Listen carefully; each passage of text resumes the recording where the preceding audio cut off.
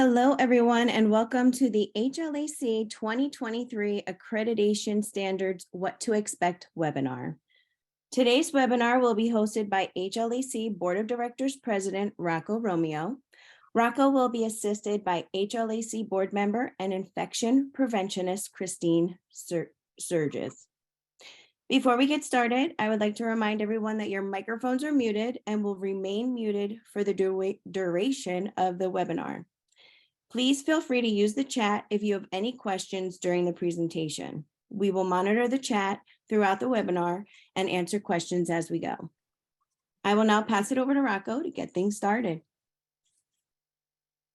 Thank you very much, Jessica. So on today's discussion, everyone's aware of the new HLAC accreditation standards. You can find a copy of these standards on our website.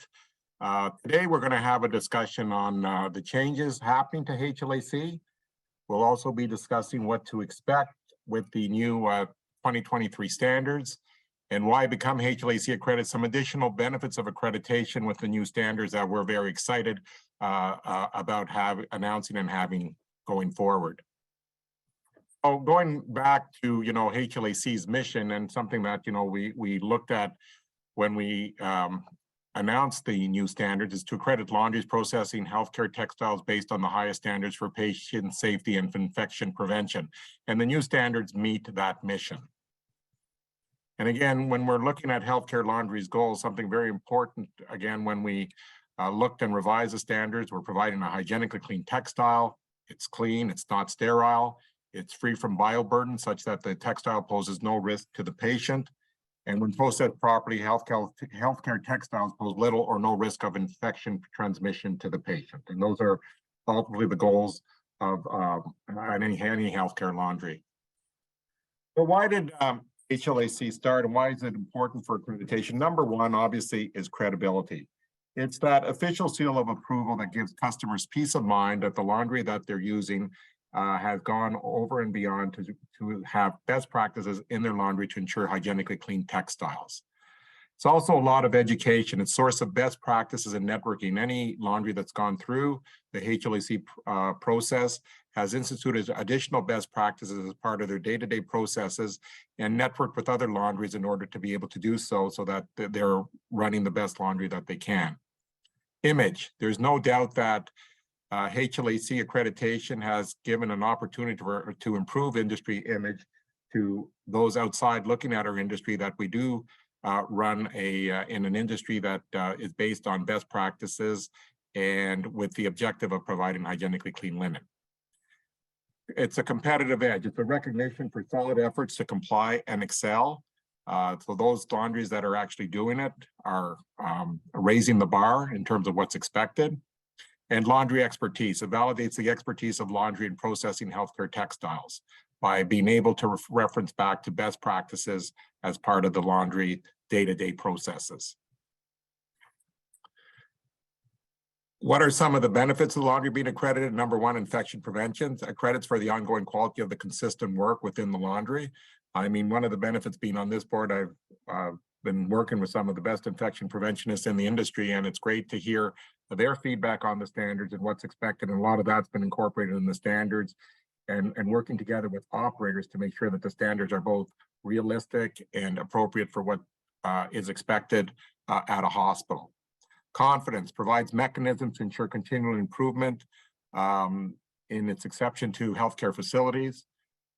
Improved culture. I think any laundry that's undergone HLAC accreditation has seen a change in their culture from promotion of prevention and safety.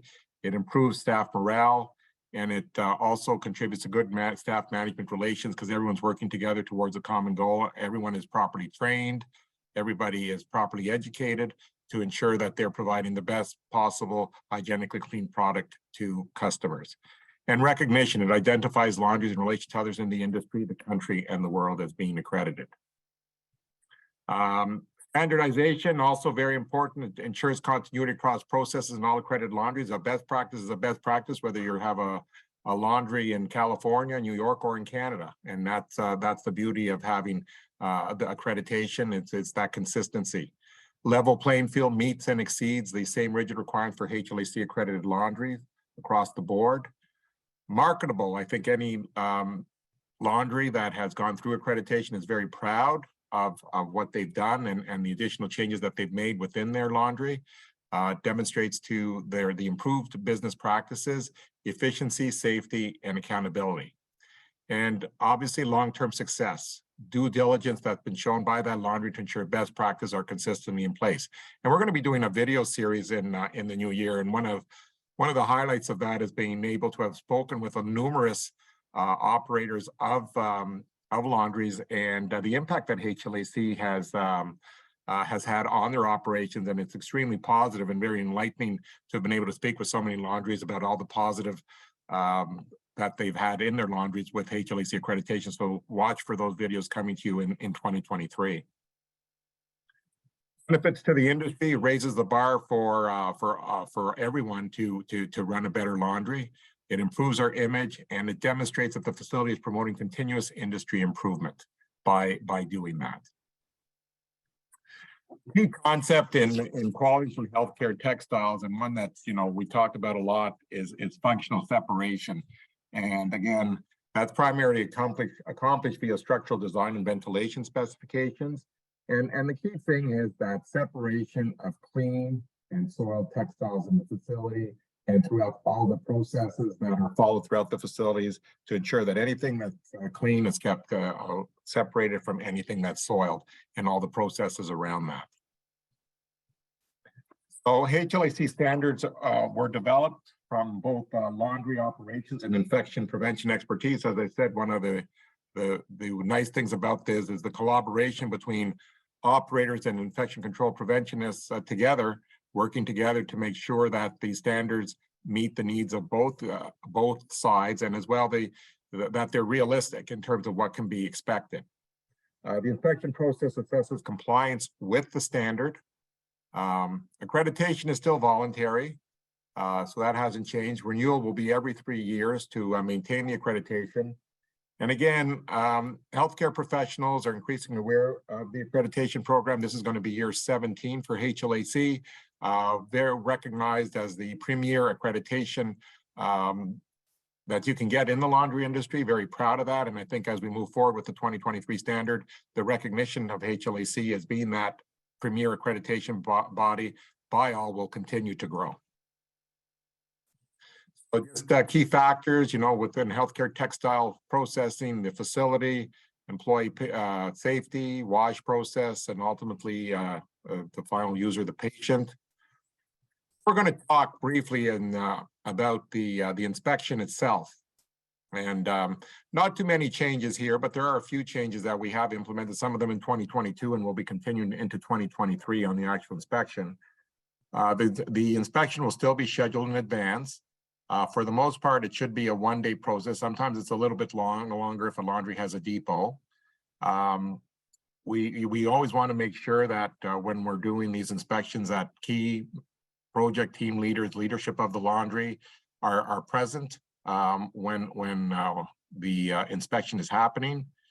And a lot of the inspection is based on a plant walkthrough, a review of policies, a lot of employee and management interviews, and then every inspection should result at the end with a verbal wrap-up where the inspector will inform the management of any findings and any other matters that require remediation or potential follow-up. So that is something that will happen at every inspection going forward. During the inspection itself, we navigate through the questions to assess managerial knowledge and competencies and start a dialogue. So basically the standards, and kind of go through them one by one and look for documentation, ask certain questions, ask for certain documentation.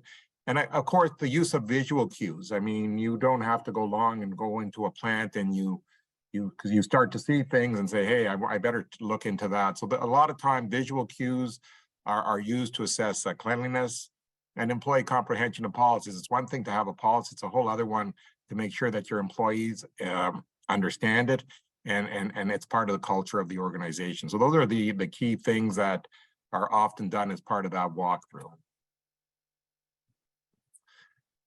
Past and, you know, and recently as well, I mean, the common HLAC inspection failures that tend to happen, incorrect plant airflow. That's something, and we'll be having webinars during 2023 HLAC to help provide some further guidance to our customers on this. Dirty plant, especially if you see lint everywhere, usually a sign of potential other problems.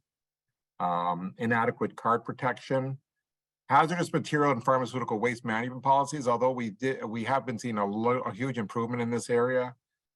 Inadequate or unchecked eye wash stations, inadequate signage for contaminated areas, emergency exits, training documents that aren't signed or dated. Again, one of the good things I think during HLAC is these are some of the things. A lot of laundries have really stepped up and improved a lot of this areas, particularly training documentation. We've really seen an improvement of that particular area. No policy around pony washer cleaning and functional separation. So that's another area that over the years we've started to see a huge improvement because that tended to be an area where there was a lot of issues on functional separation between clean and soil. Gloves used in the sorting process, issues there. No or inadequate safety guards on equipment. Issues where wood surfaces where linen would be processed. No spill kits in delivery vehicles, or improper hand hygiene practices by employees. Something else, again, highlighted during COVID, and again, something that I think over time we've seen some significant improvements as we've gone through, as different laundries have gone through HLAC accreditation. So what to expect, changes to inspection. So one of the, HLAC currently has 5 inspectors. We'll have 7, we're hiring an additional 2. In 2023, they actually have been hired. They're being trained, so they'll probably by spring of 2023 will be out and doing inspection. They are trained on an ongoing basis.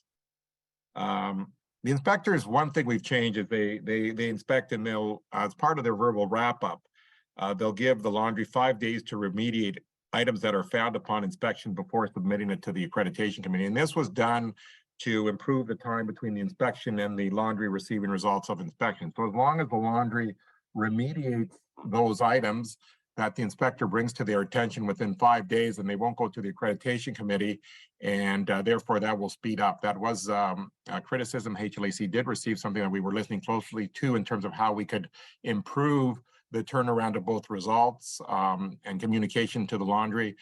We did start this in March of 22 this year, and the results have been phenomenal in terms of our ability to get back to laundries a lot quicker. In the past, every time any type of item was sent to the accreditation committee for remediation. So this is a good thing. And how many, since March 2022, you know, we had 163 failures. Within the 5-day correction period, 85 were corrected, or almost 52% that were corrected immediately by laundry, which again is a really good thing. It shows that laundries are committed whenever those items are found to correct them as soon as they can, showing their level of commitment and dedication to achieving HLAC accreditation. So I think that's been a very positive thing, and it's been received very well by many laundries, and we will continue that moving forward. Well, the new standards for, now we're going to start talking about the changes to the standards for 2023.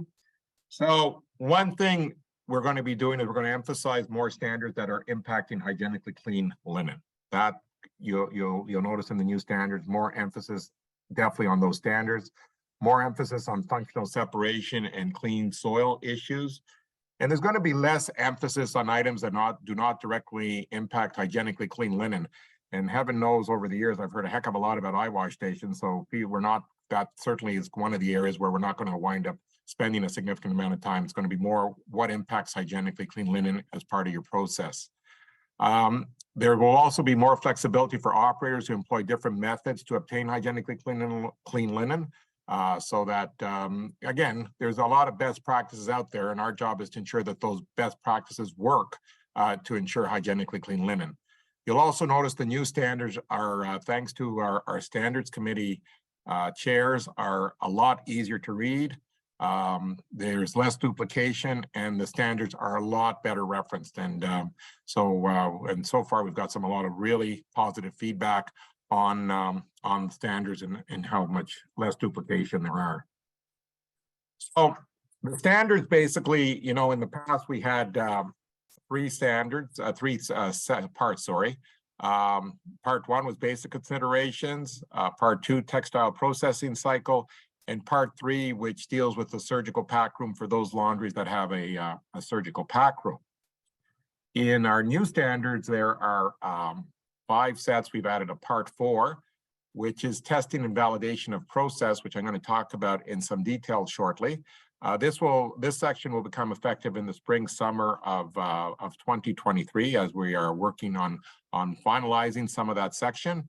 And part 5, this is going to be a new section on best practices and emerging issues, which I'll also talk about. And this is a lot of the may and should statements, and it's also going to be used for guidance on emerging issues such as COVID-19 or monkeypox or any other potential emerging infectious disease that's out there, so that we're able to quickly respond and provide guidance going forward.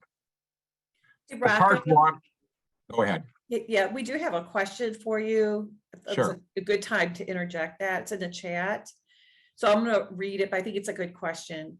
Okay. So the individual, we have issues with HLAC approved facilities having open doors at the dock, which brings in outside air into the clean side, storage side of the facility, as well as large openings with fans blowing in outside air.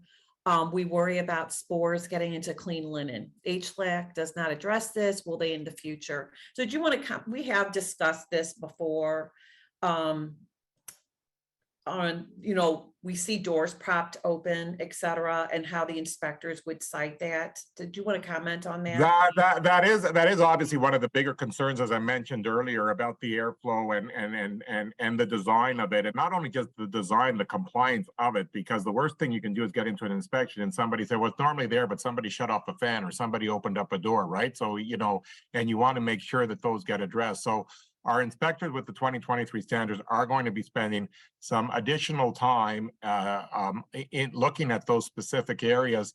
And part of it is also going to be is what does management do to measure their own airflow on a regular basis? Because obviously if you have all of those doors open on a regular basis and you're not achieving that, then how are you managing? And some of that should be part of their procedures. So this is an item that has been brought to our attention. I should also bring up to everyone that, you know, whenever you have a concern about a specific laundry or you've seen something, we do have on our website an area where people can comment on the laundry, say, hey, I have a concern about that laundry being accredited and not following HLAC guidelines consistently. And that we will review those, and those can result in a surprise inspection of that particular facility if we believe that the concerns have a validity to them. So we have absolutely no problem addressing those issues if a customer or anyone else believes that the laundry is accredited, however, violating HLAC standards during the 3-year term.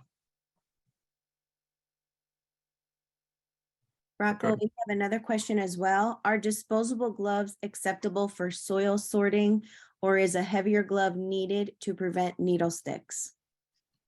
You need to have that's a very good question. You need a glove that obviously is going to be liquid resistant for one. So sometimes you have a nitrile glove and you need one that will resist. It doesn't have to be puncture proof. We have to be careful and note some of our wording on that, but something that will not easily, just a nitrile glove, if you're handling sharps, will not be sufficient. It's fine for liquid resistancy. So that is, again, another item that we will be having a webinar on during the year, so we can address some of those concerns, because it also has become an area where there is some confusion on the type of glove that's required. And a second part to that. We're looking for puncture resistant. It's the wording. I mean, puncture resistant versus puncture proof, and liquid proof versus liquid resistant. Those are terms that sometimes get used and mixed up by a lot of people. So we want to help laundries by providing some guidance, because there's usually, that's where there's a lot of confusion. So I appreciate the question where the person's coming from. And a second part to that question was hair bouffant, clean side bouffant or hairnet to prevent hair on linen and soil side to prevent soil on employees' hair. Are both required? I have had different feedback and want to clarify. Definitely on the clean side. On the soil side, that's part of the PP&E for the facility to protect their employees. If that's required, or we leave that up to the individual laundry, but I don't think that it's a requirement that for that. I mean, as part of PP&E, so that's up to the individual laundry on the soil side. But on the clean side, it's definitely a best practice.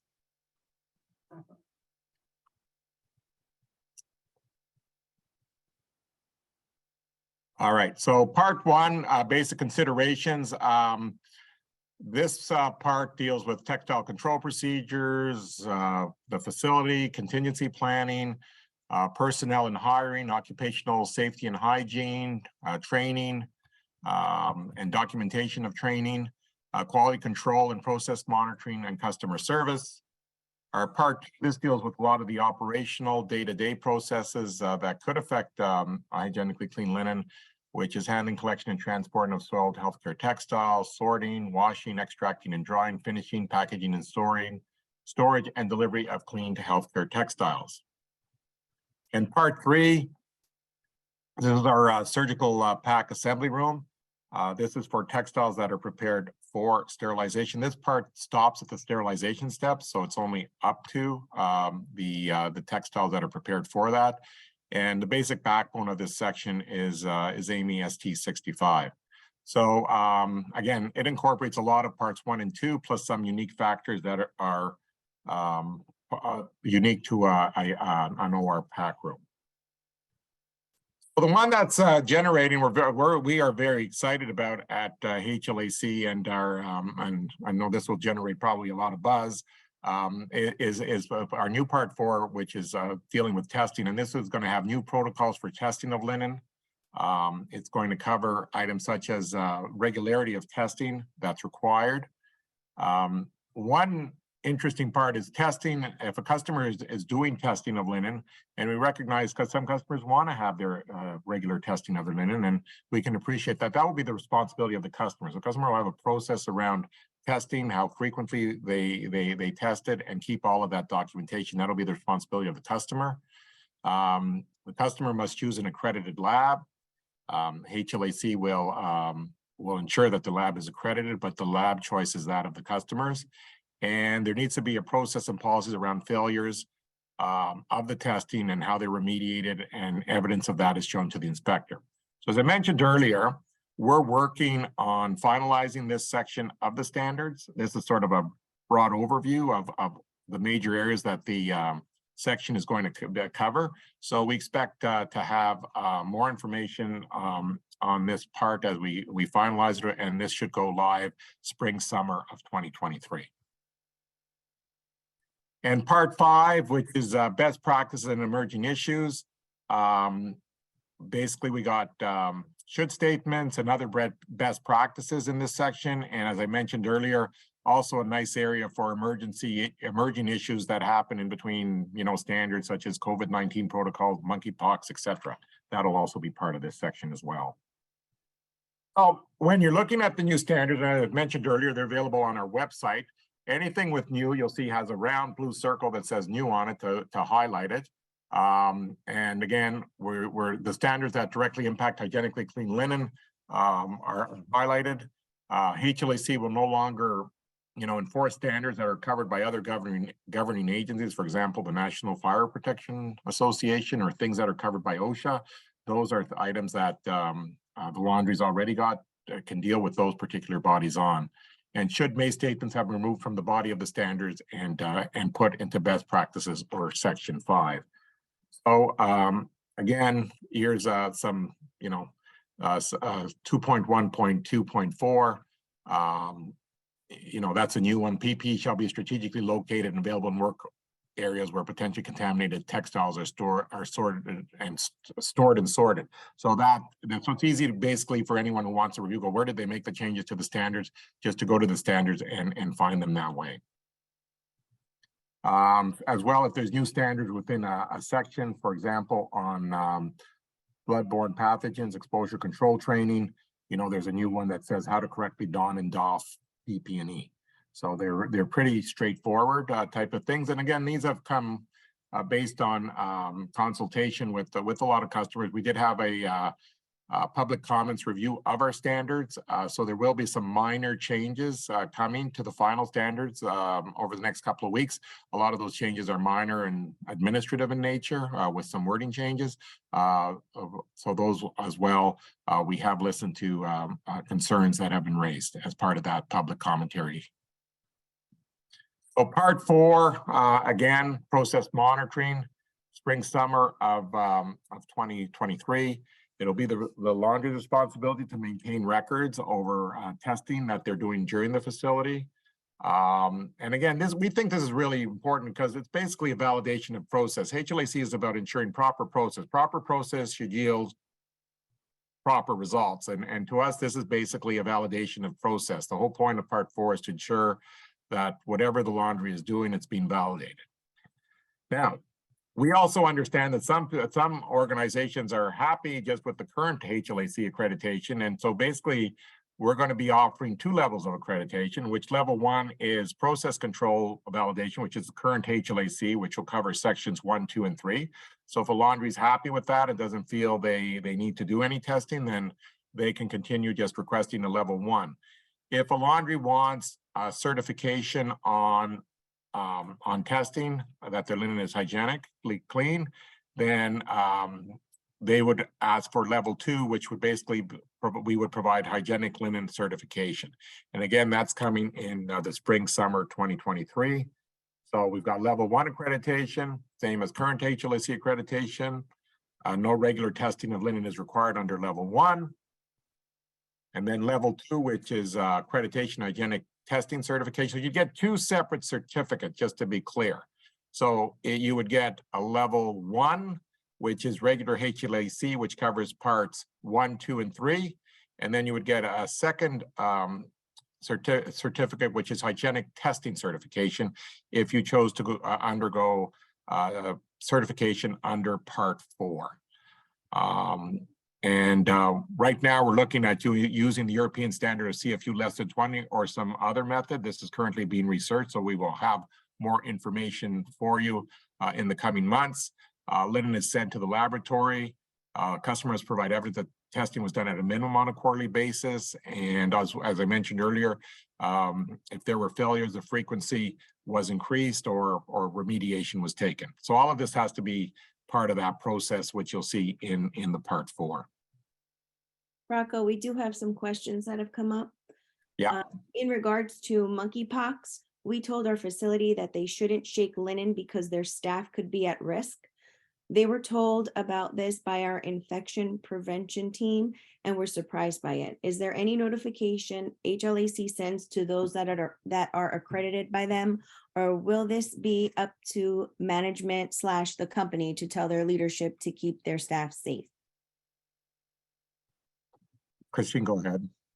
No, I think that's part of what that part 5 that Rocco was alluding to, that we want to build out on the emerging pathogens. So we haven't, it's not fully baked yet, but what we do foresee, because there are these novel pathogens or emerging pathogens that you see where there might be some change in the protocols, that we are looking to see, is there a way that we then develop or have recommendations for safe handling of that linen? We just don't have that fully worked out yet, but that would be in that section 5. Another question, we are required by the state to tour the linen facility every year. Is there a checklist or some sort of guidance / education that HLAC has for the infection preventionists to use when we do our annual inspection? I could take that one, Rocco. So there will be. So there currently is a checklist that's used. I believe it still might be on our website, but that would be the next part of this process. So these guidelines or these standards that Rocco is sharing, we just had public comments. That public comment period closed. And just last week, we were going through the comments and just going through a review. So once the final version, which will be very soon, once a final version is completed, then what we'll have is a rounding checklist, if you will. Yeah. So, and one other thing is on transition, any laundry that accreditation is between January and March 31st of 2023 will have the option of either being accredited under the 2016 standards or the 2023 standards. So we are providing a 3-month transition period where those laundries can decide which set of standards they choose to be accredited under. We have more questions. Do you want me to keep going? Keep going.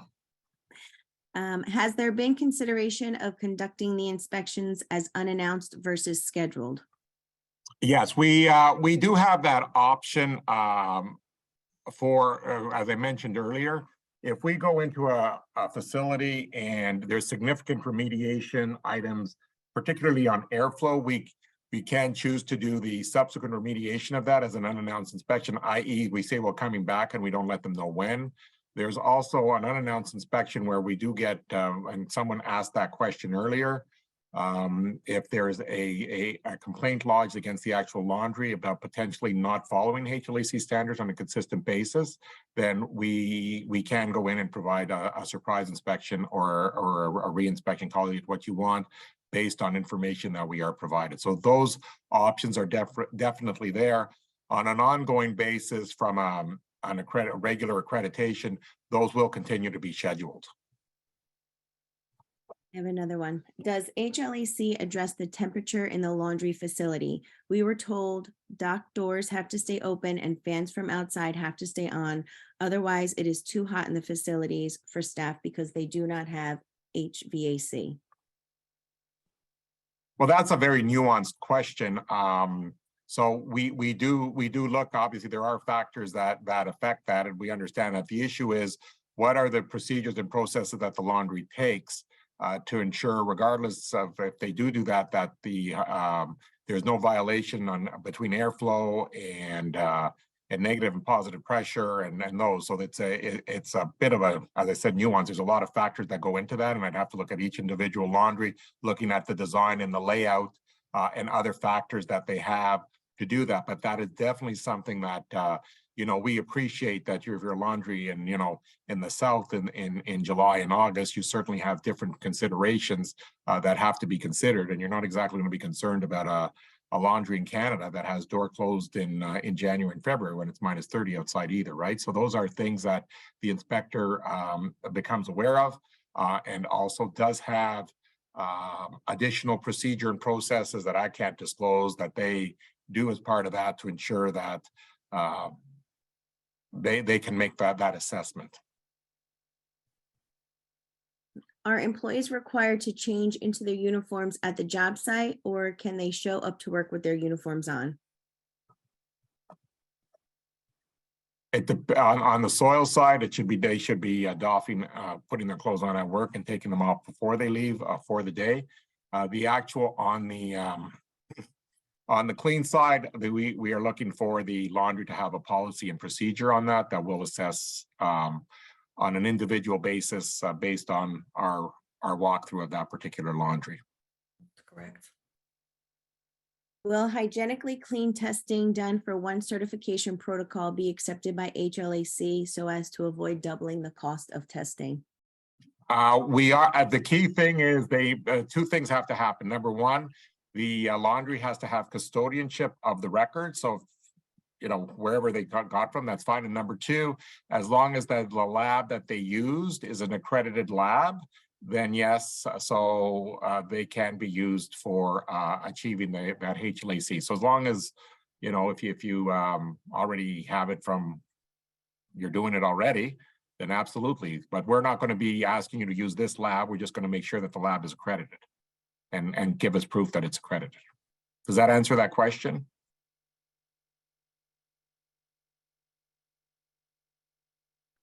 So the answer is yes.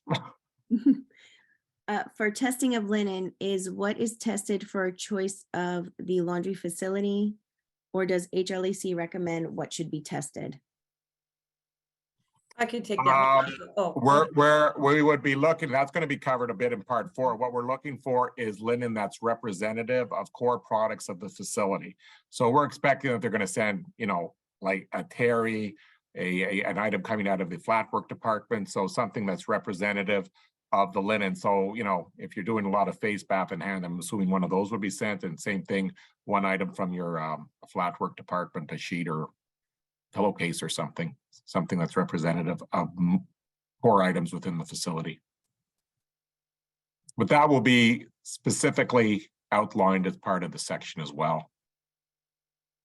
But that's a general guideline. Do you check that the transport trucks are cleaned appropriately and that clean and dirty is separate? Again, this is one of those areas where we're going to be looking at the process, and every laundry should have a procedure and a process for that to cover, number one, what they do to ensure clean and soil are never transported together. And secondly, what their cleaning protocols are, which covers anything. So yes, those areas are looked at. Does HLAC support beard covers or just hair covers on the clean side? Excellent question. We actually, as a committee, were having this discussion the other day, so it's very timely. So we are actually looking at providing some guidance on when a beard cover is appropriate versus not. And believe it or not, it's coming down to the discussion, which we've been doing a lot of research on, as to what actually constitutes a beard. So stay tuned, coming to a HLAC release close to you as to what constitutes a beard. So it's been an interesting amount of research, and it hasn't been consistent. Maybe you want to add to that, Christine? No, I concur. But on the public comments and so forth, they've had a question. I mean, as it stands now, we have it as a must statement that it's required here, and beard covers must be worn in areas where clean textiles are processed. But as Rockwell alluded to, there was some relativity to that. What is a beard, and et cetera. So we're currently looking at that based on comments, and we hope to have we will have clarification to that. We do have a few more questions. Do you want me to keep going, or Yeah, keep going. It's good. Good. What are the standards for blow down to get rid of dust? There isn't any, again, this is an individual thing by facility. I mean, some facilities don't believe in blowdown. You're just blowing air, lint all over the place. So it's more about what is the procedure about lint and dust control, I think, is what we're looking for to address it. And there are different methods that are available. Again, this is something that we will cover in a webinar that we'll have later this year that discusses cleaning schedules and blowdowns and that's involved, in other potential devices that are available to control the dust and lint in a facility. I'm not trying to be evasive when I answer that question, but again, it's a nuanced question that has a lot of ramifications depending on how it's done. How do the new HLAC testing protocols differ from the existing quarterly third-party testing and validation required by Hygienically Clean certification? Well, two big differences. We're saying it's the responsibility of the laundry to develop a process and a validation process over this. So it's going to be up to the laundry to keep the records. So when we come in, we're going to say, okay, you say that you're testing linen, show us the records that you're doing it on a regular basis, show us the results of your testing. We're also going to be asking for the accredited lab, and more importantly, if as part of the results, if we see there was a month or one of the periods where there was where you were offside, what did the laundry do to remediate that, and was additional testing performed to ensure that they were in compliance with the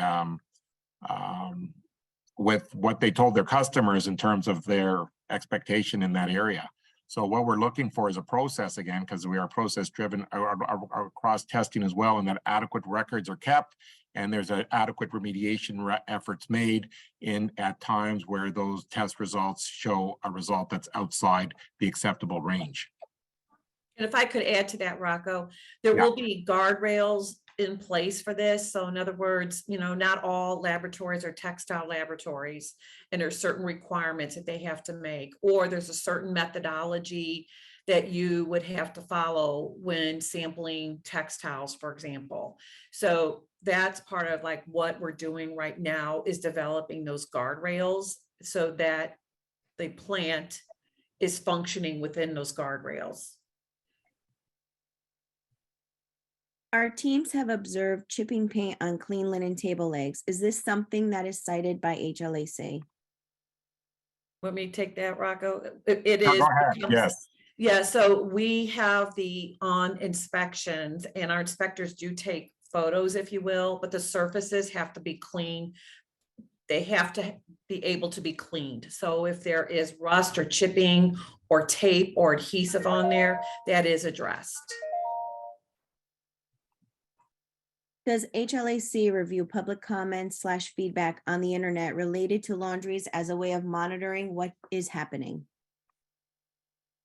Yes, we do. Yeah, as I go through the presentation, one of the areas that we're really focused on is hearing about customers through some additional feedback forms we'll have as part of the inspection.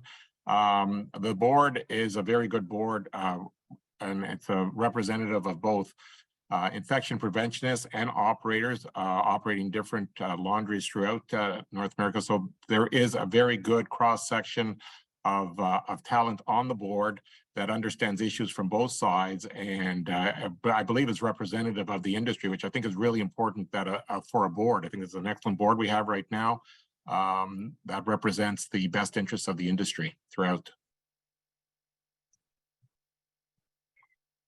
We saw dryers with melted plastic in them. These dryers are cleaned out once a day. Is that appropriate, or should they be cleaned out after every load? Are there any worries about that for any reason? Well, normally plastics would be, things that aren't caught in the sorting process, gloves or plastic bags or something of that nature. It's a common problem in most laundries. I think if you're doing it daily, that's actually probably exceeding from a best practice perspective of something like that. Again, when you are, there's nothing that I'm aware of that being an issue. I mean, those dryers are going, you are drying things at a certain temperature to ensure hygienically clean. So at this point, I'm not aware of any issues with that. I don't know if you are, Christine. I'm not aware of that being an issue. Cleaning them out daily is actually very good. That's a very good practice. Rocco, we have about 15 minutes left. If you want to proceed Sure, with your presentation absolutely. Yeah, absolutely. at the end. Those were great questions. So must requirements, this hasn't changed. Facility has to comply with 100% of the must standards to become accredited. So that hasn't changed. Shall requirements, these are industry best practices. Facility has to comply with 90% of the shall requirements to become accredited. May and should statements that we discussed now will be part of the new section 5. Quality improvement, I think, goes without saying when you are accredited, people start asking a lot of questions about things when they happen, from superbugs, other infectious diseases, COVID-19, monkeypox. And I think a lot of laundries when they were HLAC accredited, when COVID-19 broke, it was pretty easy to ramp things up to additional. You weren't starting from ground zero in terms of what needed to be done within your facility. You were able to start at a pretty good base and even improve your processes. So I think that it comes without saying that's definitely a positive when that happens. Strong supplier customer partnerships are essential. I think, again, during COVID-19, the laundries that were accredited worked very well with their customers to deal with that crisis. And accreditation also provides confirmation that they have chosen a partner who's serious about quality and safety in terms of the linen that they provide to the hospital. One of the I discussed about was, there was a question that alluded to it, it was customer service. One of the things we really want to hear from is from our customers more frequently. So there'll be a customer survey given at the end of every inspection. We want to hear feedback on the accreditation and the inspection process, even things like, you guys spent way too much time on eye wash stations and not enough time on this or whatever. Feedback on the inspectors. How did the inspectors do? And also just feedback on areas where you believe HLAC can improve as well. So that will be provided as part of every inspection going forward. From a customer satisfaction perspective, I think, going through the accreditation, It improves and streamlines processes of laundries. We, as laundries, become more knowledgeable, productive, and service-oriented. It gives us a sales and marketing competitive edge, and we build credibility. There's not one laundry has gone through the HLAC process that isn't a more credible laundry. And our hospital customers look at it, that's great. They've gone through that process, and they get peace of mind that, hey, the linen I'm getting from that laundry is hygienically clean, and they're doing a great job in trying to provide us the best possible service that they can. Patient safety, again, ultimately, that's the end user of all of our product, and it shows the customer that we share the same goal. They're concerned about patient safety, and so are we, by ensuring they get hygienically clean linen. Again, HLAC is a voluntary accreditation program. Very important that as an industry, we self-regulate. There's intellectual acceptance of the standards. There's a practical application of the standards as well. And I think that's been a really good discussion we've had as a board when we have, infection prevention is talking with operators to find the what's realistic, what's practical in terms of running a laundry, and creates a forum for the industry dialogue about changes and improvements, and integration of other voluntary or mandatory guidelines that basically arise through time. It also gives us an opportunity to work with the government as a stakeholder, not in opposition. We're promoting change on a voluntary basis where it's needed within the industry. This limits the potential for regulations that may actually come to higher cost to us by making sure we're actually involved and everyone's aware of what's involved when we do ask for something to be done. And flexibility in developing policies which support participation and are effective in changing behavior. So, oftentimes a lot of these standards and some of the changes, there's been a lot of debate back and forth.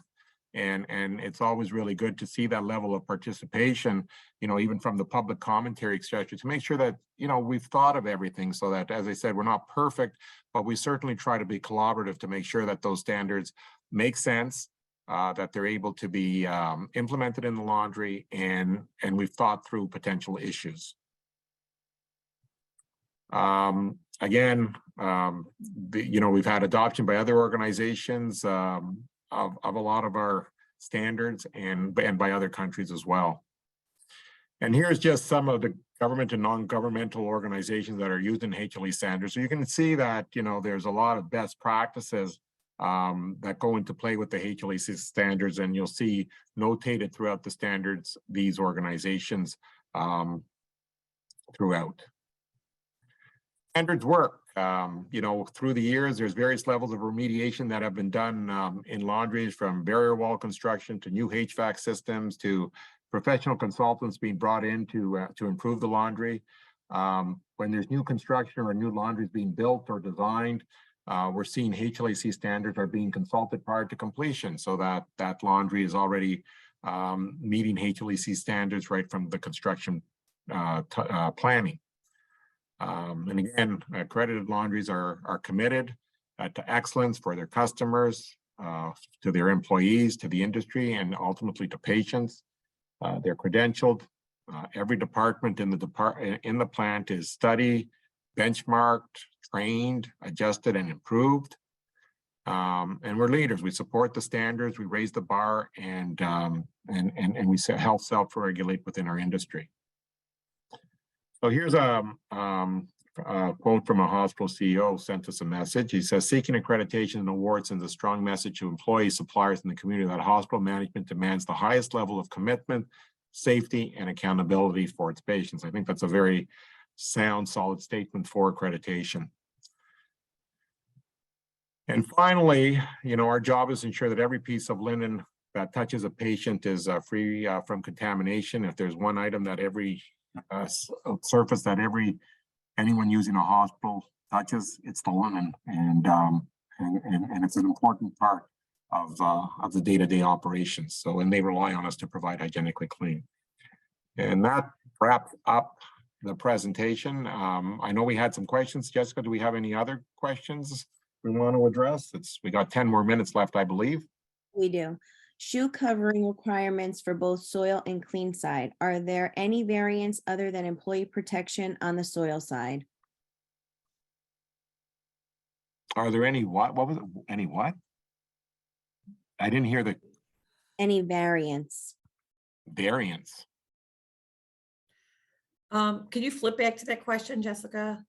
If I understand it, I mean, I'm gonna say no. I mean, you need to change the shoe covers when you go to the clean side.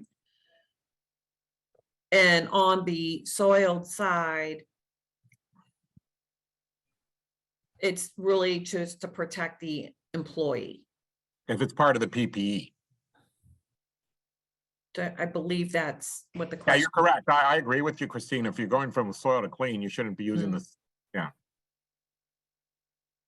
Not shaking linen contradicts the process to make sure an employee is not poked by a needle. Can we make sure to offer alternative processes to satisfy both concerns?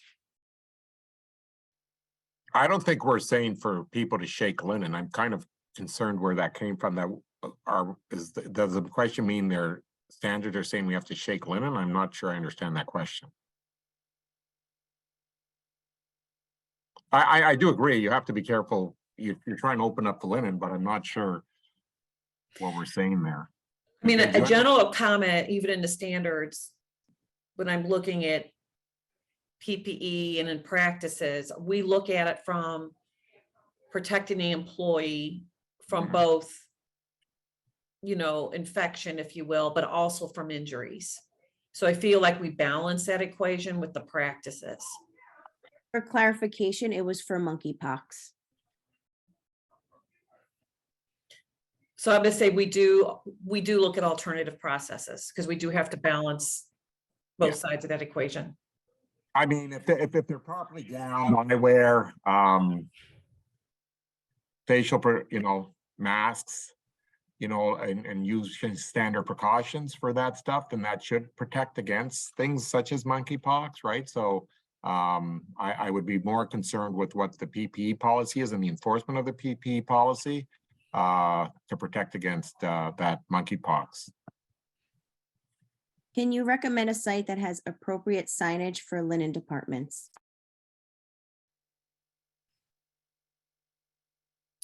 Yes, but I'm not sure we can do it in a webinar. We'd have to get permission from it, but for sure, yes. Does HLAC partner with any state departments of health? Presently, not that I'm aware of, no. I mean, indirectly, but this segment with hospitals, obviously, but Christina, I don't know if you know anything more than that. No, but No, I mean, that's a lot of departments of health. Yeah. So, but we follow all those guidelines that Rocco had on a slide, which I doubt there's much variance between that and health department. Guidelines, the state health departments for hospitals. I doubt there's any difference because we follow all of those guidelines, ARN, AMI, CDC. Those are the standard evidence-based guidelines that are followed in hospitals anywhere, and those are captured in these standards. Our laundry's general managers turn over frequently every few years. Do these GMs get any HLAC training from HLAC, or is it up to the company to provide any training?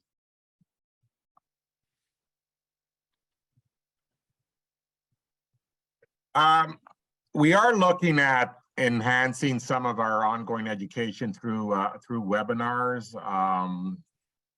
during the year. And I know our marketing committee is busy at work trying to find additional avenues to do that. So there isn't an actual direct HLAC training other than currently through webinars. But we are looking at options there. You mentioned new guidelines on facilities measuring their air pressure. Can you elaborate on what the standards will entail? Will they be required to maintain a specific level of negative pressure on the soiled side? How often will they be required to measure or log this?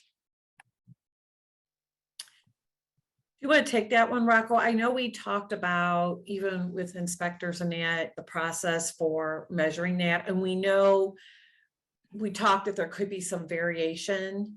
So I didn't know if you had some insight maybe on the operation. Yeah, this is a critical part of the day-to-day. So again, we're Right. looking at a process that the laundry has in place to monitor that, because it should be part of their day-to-day. Hey, how do I make sure that happens? So to me, you know, if there's some concern over it, they should show a period of time that is sufficient. So I would suggest daily, as at a minimum, as being the appropriate level to ensure that they have some process in place to monitor that. How they choose to do it individually, that there's numerous methods we can discuss again in terms of how you want to do that, but for sure at a minimum it should be done daily.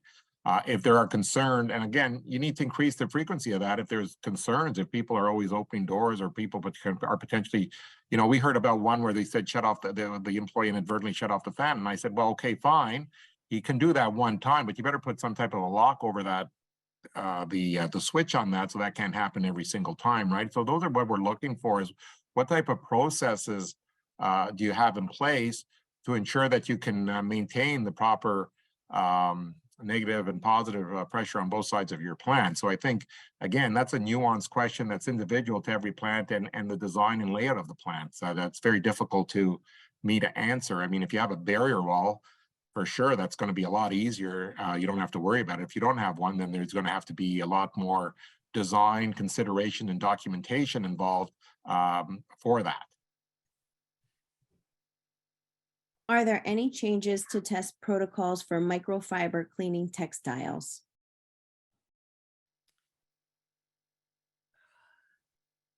I don't know if I understand the question. Where's that question at? That's in the chat. It's in the chat part. Can you reread that? I don't see it. Are there any changes to test protocols for microfiber cleaning textiles? Again, I mean, when you're looking at microfiber products, that's again another one of those. You need to talk there. It's a different fabric, obviously, so you're going to have to work closely with the chemical supplier to ensure the right chemical formula is applied to that, because it is a different fabric, and certain things adhere to it that you want to make sure you get out. So and load sizes, etc., because it's a lighter product, so you have to watch for that as well. And I didn't know if the context was, if that is in I don't the know either. microbiological sampling, if that is in that context, that's why it's taking us a little bit longer to develop section 4, as Rocco referred to. It's that process measuring, because textiles is a very unique space, and we are engaging an expert to help us understand that. So if that's the context of the question, we will be looking at the different types of Yes. textiles and what that sampling methodology is.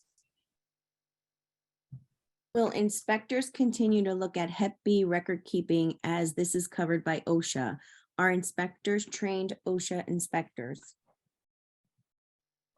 Our inspectors are not OSHA inspectors, and that was something that I alluded to earlier. There will be more emphasis on hygienically clean linen and less on items that don't impact hygienically clean linen. Again, HEP shots would become, it was also something that we will continue to look at, but again, that's a best practice. And it is something that we will continue to point out to our customers from a best practice perspective. With regard to the percentage necessary of the shall standards, will you have an actual number of the shall standards to work with? In the past, I've asked how many there are, because if we do not know the total, how can we know what the 90% is? Working on it. We'll have that to you in the new year. We were waiting for public comments. Now that the public comments are over, we will get those out shortly. Does HLAC review linen quality during inspection?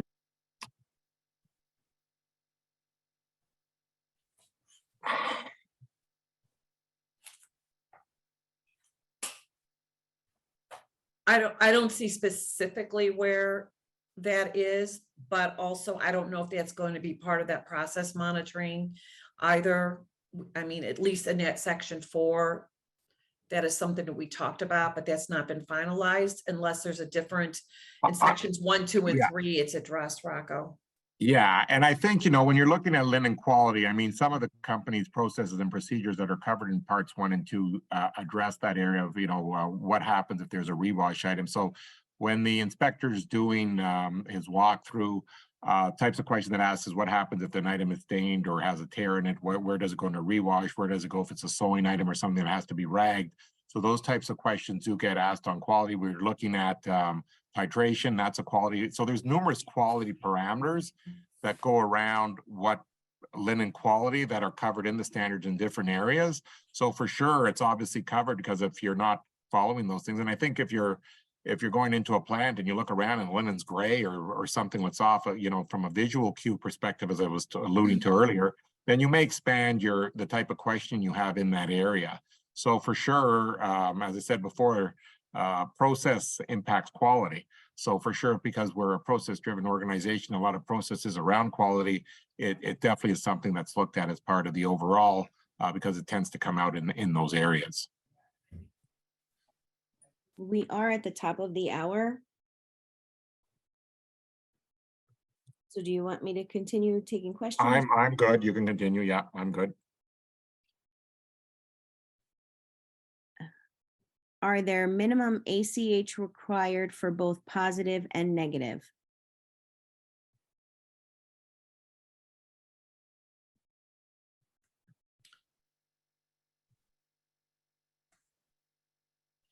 I'm trying to, can you reread that? I'm trying to understand the context, sorry. Are there minimum ACH required both for positive and negative?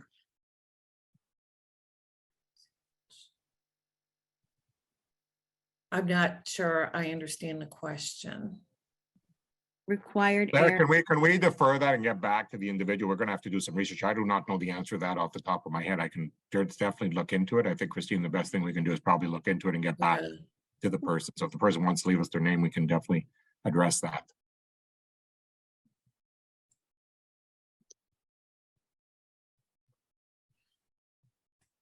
I think we answered a lot of them. A lot of people asked if this presentation is going to be posted, which we can post this on the website. Okay. That's great. You know what, can I go back to ACH? Is that regarding airflow? Yes. Okay. Yeah. It says air exchanges per hour. Yeah, right, that's what I thought, because I see something else at the bottom as well. There's several questions regarding negative pressure and airflow. And as I'm looking to this, we had several public comments regarding to this. So I think this is going to be clarified in the standards. So that was one of the questions or areas that we had regarding the air exchanges and the maintaining thereof. So these questions are noted and we will make sure it's clear in the standard. There's quite a bit of discussion around air exchanges. And I'm afraid to give an answer. Then once our standards committee looks at it, I'm afraid to give an answer and then we change it based on additional assessment. I agree. We'll get back to the person.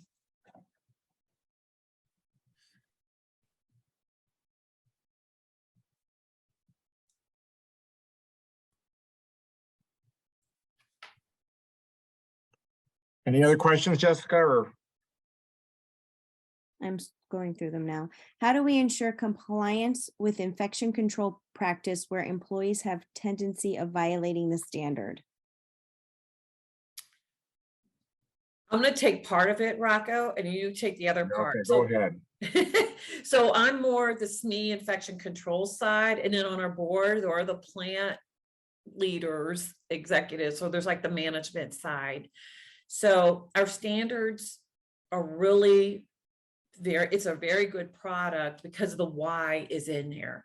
So what the standard is, and there's the shall, and then there's the must.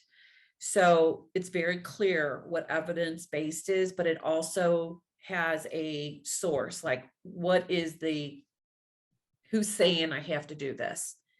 So that's included in it. So that gives that plant leader the why behind it to use for that education, competency or knowing how to doff and don with PPE, changing PPE when going from soil to clean. So all of it is spelled out along with the why. When the facility is getting inspected, that's just a point in time. But then the process measurement, the logs, the educational logs, that goes more on the compliance side with plant management. So did you want to take it from there, Rocco? I agree. To me, that's a plant management issue. I mean, if I understand that question correctly, is what do you do when people don't follow your policy and procedures? Is that sort of what it's saying there?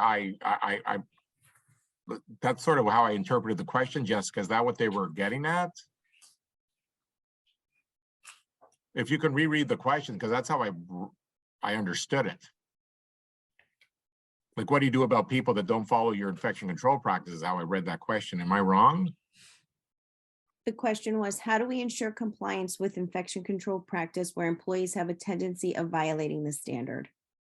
Well, it has to become a culture, and I always tell everybody in my plant, I said it takes 3 weeks to make a habit, which means you need to be on people for a period of time to say, hey, we're not going to tolerate that. And that's either through the discipline process or education or training to make sure people understand the importance of what they're doing and also the why of what they're doing.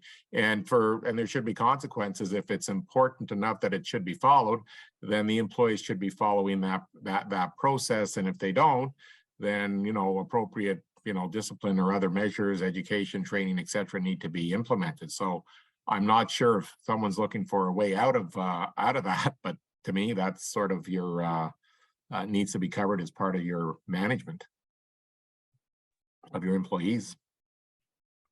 For positive pressure rooms and negative pressure rooms, are there specific requirements?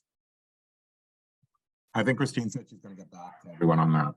So yeah, and I'm just looking, there's quite a bit on those questions, like how I see a couple, how it's measured, CFM gauge, the number. I feel like it's best for the standards group to look at this because there are so many questions that we have received in the past month. And maybe on, Rocco, then maybe there can be I know there's some specific messaging we have to do with different things on the standards. Maybe this could be part of it. Yeah, I agree. 100%. Yeah.